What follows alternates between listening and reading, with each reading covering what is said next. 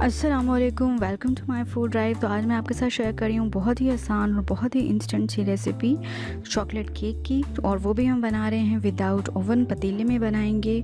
और chocolate cake वैसे भी जो है आम केक की निस्बत ज़्यादा महंगा पड़ता है, एक्सपेंसिव होता है, तो क्यों ना ये मज़ेदार सा केक जो है वो घर पे बनाया जाए, और वो भी विदाउट ओवन। तो बहुत ही मज़ेदार सा केक है और बहुत ही इंस्टेंट बनने वाला है, कम इंग्रेडिएंट हैं ताकि आप आसानी से घर में बना सकें, और चॉकलेट लवर्स भी बहुत ज़्यादा इसको पसंद करेंगे, और बहुत इंस्टेंट सी रेसिपी है। तो चलें जी, स्टार्ट करते हैं केक की वीडियो को, और आपके साथ मैं शेयर करती हूँ इसके इंग्रेडिएंट्स। तो सबसे पहले जो है मैं इंग्रेडिएंट जो इसमें ऐड करने वाली हूँ, मैदा जाएगा केक में। 2 कप के करीब मैदा है, 2 कप भर के मैंने मैदा डाला है। 1 कप भर के जो है मैंने चीनी ली है, क्रश चीनी है, पाउडर चीनी, और कोको पाउडर सिर्फ 1 चम्मच आएगा।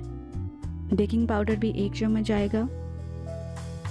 बेकिंग सोडा, जिसे मीठा सोडा भी कहते हैं, वो तकरीबन आधा चम्मच डालेंगे आप। और पहले ये सारे मटेरियल को मैं ऐसे ही मिक्सिंग कर लूँगी, किसी किस्म की भी लिक्विड को ऐड किए बगैर। तो पाउडर सारा अच्छे से मिक्स कर लेंगे, मैदा और चीनी और कोको पाउडर सारे जो मटेरियल है अच्छे से मिक्स हो जाए, ठीक है। तो अच्छे से इसको मिक्सिंग करने के बाद इसमें मैं बाकी के इंग्रेडिएंट्स को ऐड करूँगी। इधर यानी मैं रुक गई हूँ, ठीक है। तो ये अच्छे से हो चुका है मिक्सिंग। अब मैं इसमें ऐड कर रही हूँ अंडे। तो 3 अदद मैं अंडे लूँगी, जितने अंडों की वजह से क्या है केक ज़्यादा सॉफ्ट होता है, ज़्यादा फ्लफ़ी होता है, इसलिए 3 अंडे मैंने डाल लिए।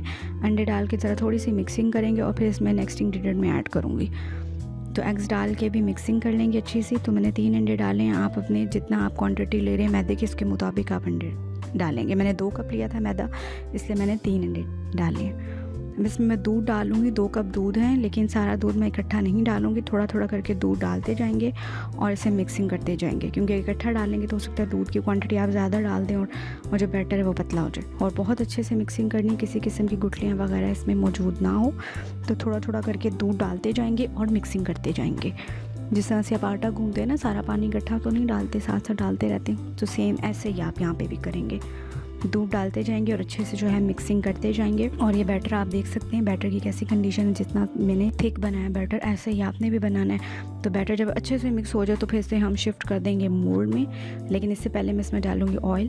तो 3 कप मैंने ऑयल डाला है। अगर ऑयल नहीं है तो घी इस्तेमाल करते हैं आप, तो घी ऐड कर सकते हैं, लेकिन ऑयल या घी में से कोई भी चीज़ जो है वो अब दोनों में से आप एक चीज़ यूज़ करेंगे। तो तकरीबन 3 चम्मच जो है वो भर के मैंने ऑयल की डाल दी। तो अब ये बिल्कुल जो है रेडी हो चुका है बैटर रखने के लिए, ठीक है, बेकिंग के लिए रेडी है। अब मैं इसको शिफ्ट कर दूंगी मोल्ड में। तो मोल्ड में लेती हूँ और मोल्ड को मैं पहले कर लूँगी ग्रीस ऑयल के साथ। तो ऑयल है या घी है, किसी के साथ भी आप इसे कर सकते हैं ग्रीस। और ग्रीस करने के बाद नीचे से भी और साइड से भी अच्छे से जो है ना ग्रीस कर लेंगे। और फिर मैं इसमें रख दूँगी बटर पेपर को। तो बटर पेपर अगर आपके पास नहीं है तो कोई मसला नहीं, आपने ग्रीस किया हुआ, आप ऐसे ही जो है बैटर को डालेंगे और रख देंगे बेकिंग के लिए। इससे ज़रा ये होता है कि आसानी से जो है डिश आउट हो जाता है केक, लेकिन अगर नहीं है तो कोई मसला नहीं, ऐसे ही आप बस डाल देंगे। तो ये मैंने सारा बैटर जो है अच्छे से डाल लिया। बहुत ज़्यादा ऊपर तक भरेंगे भी नहीं, क्योंकि केक ने राइज़ करना है, तो वो फिर अनइवन सा राइज़ होगा, ठीक है। अब इसको मैं रख देती हूँ पतीले में, क्योंकि पतीले में बेक करें ओवन के बगैर। तो पतीले में सबसे पहले मैं प्लेस करने वाली हूँ स्टैंड, लेकिन अभी मैंने इसको गर्म नहीं किया हुआ, ऐसे ही ठंडा है पतीला। पहले स्टैंड रखूँगी और इसको तकरीबन 7 से 8 मिनट के लिए जो है ऐसे हीट दिला लूँगी, कवर कर दूँगी तकरीबन 7 से 8 मिनट के लिए, और फिर इसके अंदर मैं रखूँगी बेकिंग के लिए। तो अब ये गर्म हो चुका है पतीला। अब मैं इसमें रख देती हूँ केक को, ठीक हो गया।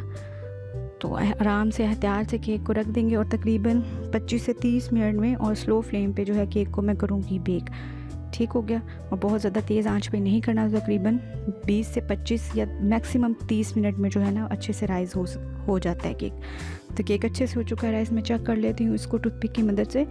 टूथपिक अगर क्लियर है तो इट्स मीन कि ये अच्छे से राइज़ हो चुका है। तो टूथपिक बिल्कुल साफ़ सी है, क्लियर है, तो केक हो चुका है राइस। तो अब इसको मैं ज़रा ठंडा होने दूँगी और इसको मैं निकाल लूँगी। तो केक ठंडा हो चुका था, निकाल लिया है मैंने, और प्लेट की मदद से मैं इसे उल्टा लूँगी। आसान सा तरीका, प्लेट रखें और ऐसे उल्टा लें, टर्न कर लें, तो ये बहुत आसानी से निकल आता है। तो बस अब मैं इसका बटर पेपर रिमूव कर दूँगी और देख सकते हैं आप कितने मज़ेदार सा जो केक है, बहुत सॉफ्टली सा हो चुका है रेडी। तो इसे मैं उल्टा लेती हूँ और अब मैं इसकी पहले करूँगी कटिंग। तो बहुत ही सॉफ्ट सा केक बना है, और अगर ज़रा सा अनइवन है तो कोई टेंशन, क्योंकि आपने इसको पतीले में बनाया विदाउट ओवन।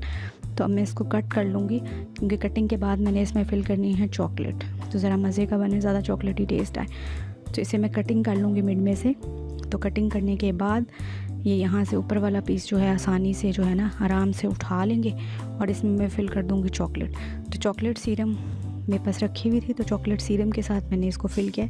नहीं तो आप जो चॉकलेट गनाश के साथ भी कर सकते हैं फिलिंग, वो भी आप घर पे आसानी से बना सकते हैं। तो ये मैं चॉकलेट सीरम के साथ इसकी फिलिंग करी, अच्छे से चॉकलेट डालती जाऊँगी और फिर इसको अच्छे से फैला लूँगी। चॉकलेट अच्छे से मैंने डाल ली है, ठीक है। सारी साइड्स पे मिड में अच्छे से डालने के बाद चॉकलेट को मैं चम्मच की मदद से या ब्रश की मदद से जो है मैं अच्छे से सरफेस के ऊपर फैलाती जाऊंगी। और ये मैं सारे चॉकलेट को मैंने फैला लिया है ब्रश की मदद से, ठीक हो गया। सारी साइड्स पे मिड में अच्छे तरीके से फैलाने के बाद इस पे जो पार्ट हमने कट किया था केक का वो भी रख देंगे, ठीक हो गया।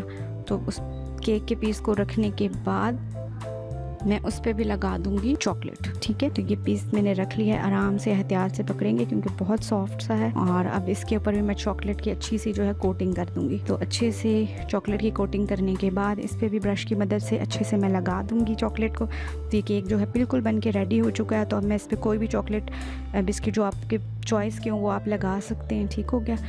और केक बिल्कुल बन के रेडी है, सर्व कीजिए, एंजॉय कीजिए। और आज की वीडियो अच्छी लगी तो चैनल को करें सब्सक्राइब और मुझे दीजिए अगली रेसिपी तक के लिए इजाज़त। अल्लाह हाफिज़।